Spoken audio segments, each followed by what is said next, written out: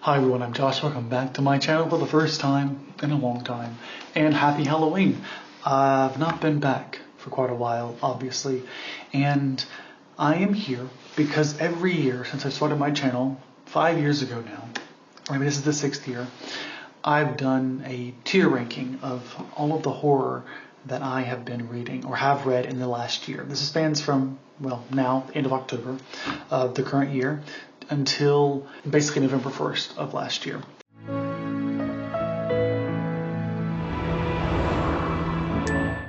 I've not felt very motivated to read or make content, but because of the fact that I've done this so much, I wanted to make a point to do it, but also because I started this tier ranking in 2020 when Bree from Lock Petition started Black Awakenathon. This isn't that anymore. She did the Skull Ranking book tag. I believe it's basically a reading it by skulls, and it's gone through various different versions on my channel, but it all started there. And so I felt like, as an honor to her and to Black Awakenathon, since she's not running it this year, I would run this and let her be my motivation to not give up on this channel as it can come so close to doing. There are 17 books, 17 horror books or horror tangential books that I've read since Halloween of last year. And with that in mind, let's go ahead and let's rank them all. Let's start with the most recent books that I've read. The last book I read, which I somehow flew through, was The Hair by David something. And this is a monster story set in Ireland about an old woman who is being kicked out of her home by some rich guy. It's a little heavy-handed, but it is gross and unnerving and disturbing, and I actually really like it. I'm going to put an S tier, which, to be clear, S being the best, D being the worst. Honestly, D should be F. Not D. It did everything that I love in horror. All in say everything, not everything. I wouldn't say it had much to say, well, much substantively to say. Like, it had plenty to say about the rich and how the rich can get away with things. I think there's commentary there. It is very heavy-handed. That's, if I had one critique, it is that the heavy-handedness of the book and the lack of nuance there. But the way in which he crafted the horror, the monster, the gore, and the unnervingness, it just worked for me in a way that elevated it in spite of that lack of nuance. I think there is like a comparison here in my mind, in some ways to like a Midnight Mass. I did not like my explanation for this here, so let me just try to re-explain it. In Midnight Mass, we have this creature who ends up being a monster who is worshipped by this cult of Christian extremists to the detriment of themselves and to their town. Here we have a creature who is objectively some type of monster who does monstrous things. But it is a bit more nuanced in what it means to be a monster. It's not as black and white. There is some redeeming qualities about it, but it's the way in which our main character interacts with it that creates this endearing qualities, but also very uncomfortable qualities. These things that make you feel like you want to sympathize with the main character, but also at the same time you're thinking to yourself that your main character is unhinged in the same way that they are in Midnight Mass. And it is that complexity, that juxtaposition of feelings and realities is just really fascinating. Before that, the last book I read in my slump is going to be The Macabre by Kosoko Jackson, a book about horror paintings that basically cause different types. They're basically magical and evil, and people who have them have bad things happen to them. It's very well written in the sense that I found myself very, like, it was very visual. As someone who as a kid loved to dream, that Robin Williams movie where he goes into painting, I couldn't help but think of that here, but from a darker tone. And I would love to see this on a screen in some fashion, because of the way in which you can bring to life this sort of artistic horror, basically the paintings of horror. And I should also mention it's queer. The author and the main character are both queer, so it drew me to it. I will say ultimately it leans very heavy into urban fantasy. Or maybe dark fantasy. It is horror, and it's not necessarily a clean ending, but I would say it's kind of a safe, more fantastical than anything. It's dark and it's mature, but at the same time, it just doesn't quite work for me. I'm going to give it a B tier. So good, but not great. Now, I don't remember the order that I did these. I think Wilding Hall by Elizabeth Hand. I've heard good things about her. I wanted to try this out. Basically, it's a haunting. I think it gave a lot of vibes to The Haunting of Hill House. Beyond the Macabre, which I started in September, the books that I'm reading here, or ranking here, are very far out of my mind. So keep that in mind. And basically my thoughts here, it's good. I would say what's still there with B. I think personally she did a better job of setting the tone. Like I said, it reminded me of Shirley Jackson, which is always something I love seeing in horror. And the fact that it had that connection, that really sticks, I think just a good sign of at least doing something really right, which is to say setting the tone, the atmosphere, and letting me really feel immersed. But again, we're still talking B tier here. Actually, The Strange was the last thing I read before The Macabre. And this as well, it's definitely going to be a B tier. Basically, I'm going to put the lowest one. The tone was phenomenal. Nathan Belengrad is great at writing horror. I really enjoyed the way in which he just crafted the atmosphere. And it's basically about these settlers from the 1800s settling on Mars. And there's sort of like a Stephen King-esque isolated town, internalized conflict among the humans, but also this greater thing called the Strange on Mars, which is causing horrors to happen. Basically, it seems like a ghost, but it's not quite clear what it is. I would say, while I liked a lot about this, there were some critical questions I had, which was like, why the fuck, or how the fuck do they have the technology to get on Mars, and yet they don't have the technology that involves a car or some type of motor beyond just a horse and buggy? Like, that doesn't, it's a type of world building that just kind of feels, I don't know if lazy is the right word, but it definitely is breaking down. Like, it's not entirely bad. It's just this thing where he clearly wanted a certain atmosphere, a certain setting for the story.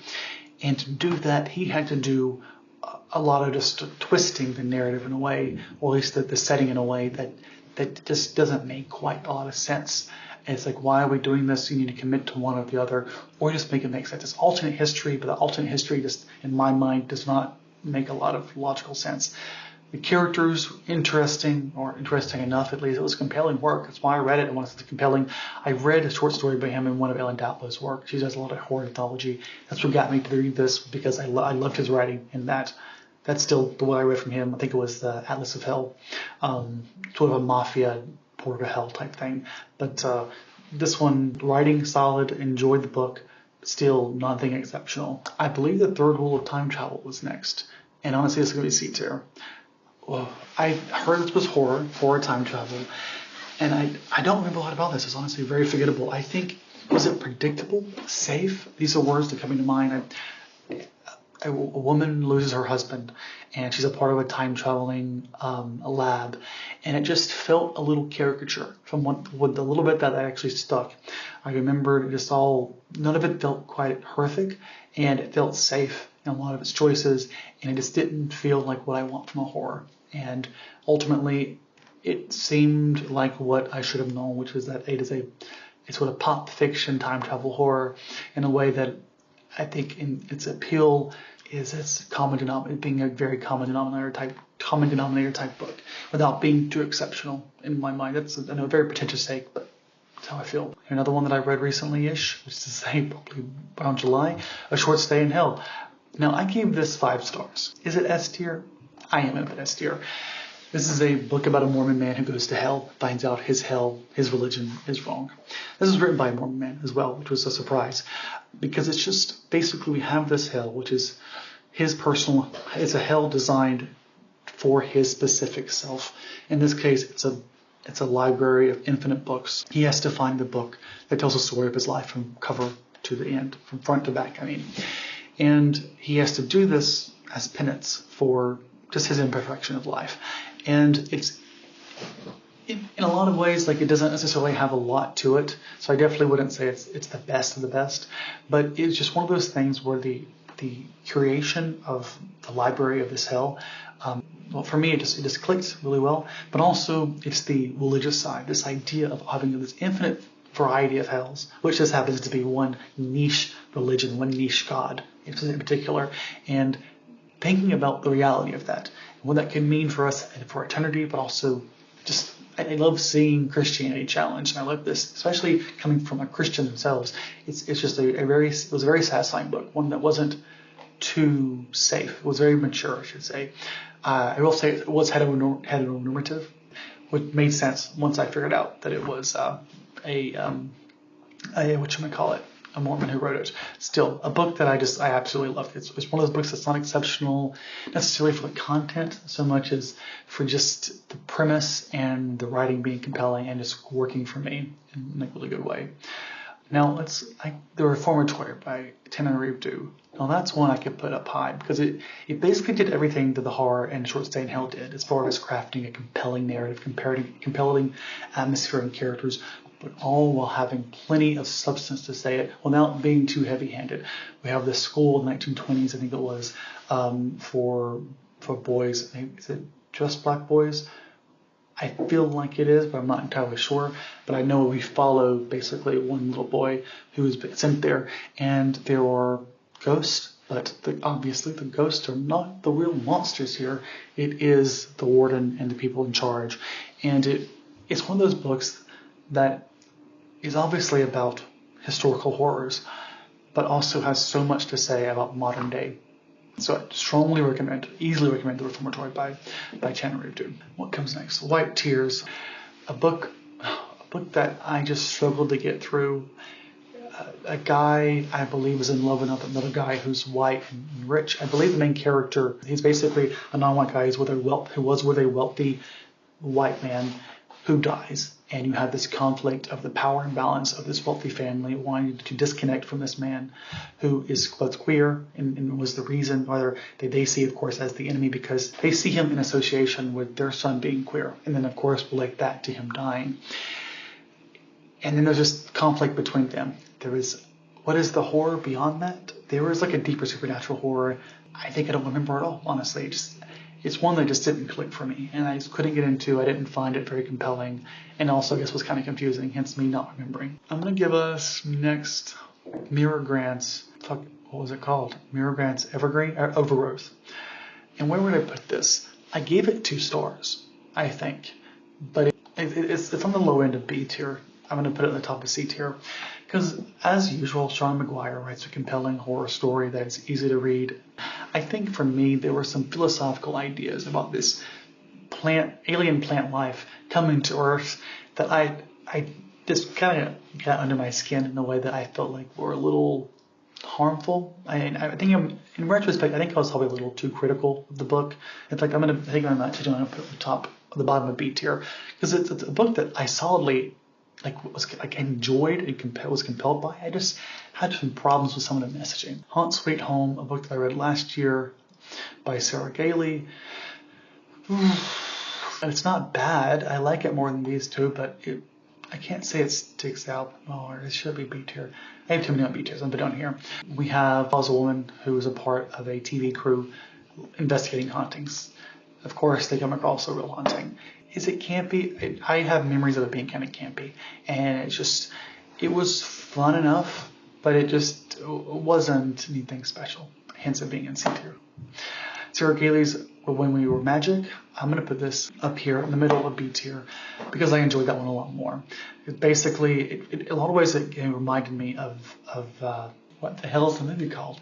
The movie with those teenage girls who become witches and kill people. The Craft. It reminds me of The Craft.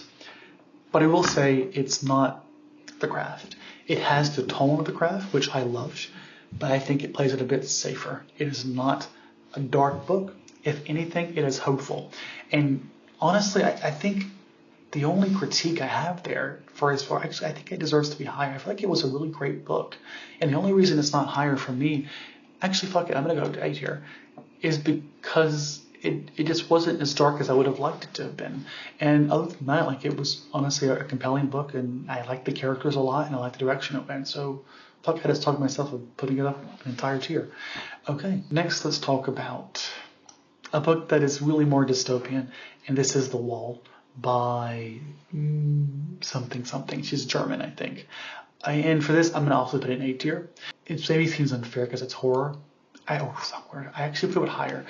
So for this, imagine you have something about a middle-aged woman who's isolated and trapped behind a wall. It's a survival dystopian story. Is it dystopian? It really feels that way. Her finding her identity, herself, without society telling her who she is. This is, I want to say, on 1800s or so.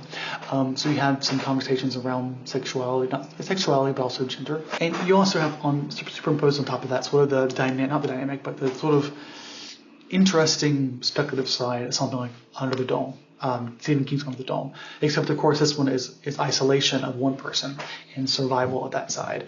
And it was a really interesting book. The reason it's not S tier is I think ultimately it's one of those books I think are more thought-provoking than it is compelling. It wasn't boring by any stretch of the imagination, but it never did anything to really compel it into the best of the best for me. Again, probably a bit of a stretch to put it here, to be honest. I just want to talk about it because I really liked it, and I think it's underrated. Now, let's do The Bloom by Delilah S. Dawson. Okay, this one I would put a lot with Overgrowth. I mean, as far as like a book that I was compelled by and really enjoyed, but I felt like had some fundamental flaws. I talk about this a lot in my Reading Booktubers favorite books. One, I felt like the whole narrative needed to be reworked as far as the way in which we have a toxic partner and the way in which this person wants to please them.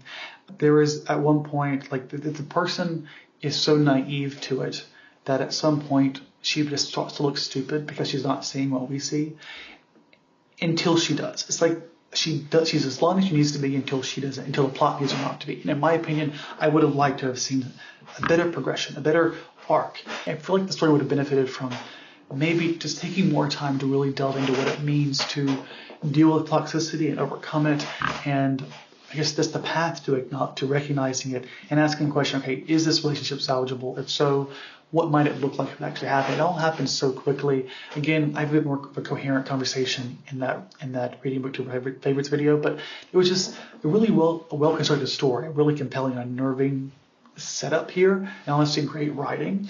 I just had an issue with the way in which it was executed, the relationship dynamic, the toxicity, and the way in which our main character begins to realize what's happening. The book very much has plenty to say about this shit. It's just the way it did. I think we could have done better. It's one of those rare books where I feel like, even though I'm not an author, I feel like I could have given some suggestions on how to do it in a more effective way. Okay, Christmas Another Horror. This is an anthology by Ellen Datlow, who I told you I found out about Nathan Ballinger from there. Interestingly enough, I also found out about Sean McGuire from her as well. It's Christmas horror. I read it around Christmas last year. I might be being a little generous here, but I just remember having a solid enjoyment of this series, of this collection. It had a nice variety of stories dealing with different types of solstice-themed horrors. And while I wouldn't say it's by any stretch of imagination the best I could do, it was a solid collection that I really enjoyed and I have a positive memory of, which is usually the case when I read Ellen Datlow. She's a great source for finding new horror writers, in my opinion. Speaking of which, that's where I actually also found Stephen Graham Jones and Hailey Piper. Let's start with Stephen Graham Jones, Teenage Slasher. I'm going to put this at the top of A tier. For whatever reason, this one didn't quite click as high as I think it could if I were to reread it. But at its core, it's a story that does everything I love about horror. It has plenty. It does this sort of this analysis of horror tropes and of people looking at this horror story through the eyes of the teenage slasher, of the slasher. It's sort of looks at them as sort of a victim of the story. And in the way, if you've read Stephen Graham Jones before, the way in which the horror story is almost like an entity unto itself. The expectation of the horror story to need to have its plot points met, and the way in which that sort of guides this killer. Honestly, this is one that I think I will reread. Overall, I really enjoyed it. And the fact that it didn't hit horror is just one of those things where maybe it was just timing. I don't know. All the Hearts You Eat, the vampire story. I'm going to give it, I don't know. I think objectively when it comes to horror, I liked it better than all of these. As a book, is it better than them? I'm not sure. I think you have Teenage Slasher, which is much further ahead than all the rest, and then the rest of these. But All the Hearts You Eat is a vampire story. It's queer, trans, as is Hailey Piper. I love Hailey Piper's writing. I love the way in which she constructs a horror story. She is, I think, a very underrated author. This story reminded me a lot of like Stephen King's Salem's Lot. The tone there gives you an idea of sort of the gothic or ominous environment. This was a small town, the way in which people slowly start to get picked off, and the dynamics between them. Again, one where I like all the parts. None of it really clicked in a way that made it exceptional for me, which again is one of those like, personal, subjective things that I don't have much control over. And that's that. These are the 17 horror books, at least that I found in my Goodreads, that I've read in the last year, since Halloween of last year. Let me know your thoughts. What is the best horror you've read in the last year, or even just the holiday season? I'd love to hear it. I always need more recommendations, especially when I'm slumping. Horror, good horror especially, is something that can really get me out of horror. Get me out of a slump. Hope you all have a great holiday. Happy Halloween, and I will hopefully see y'all for at least one video in Nonfiction November. Another thing that I don't want to miss out on. Have a good day.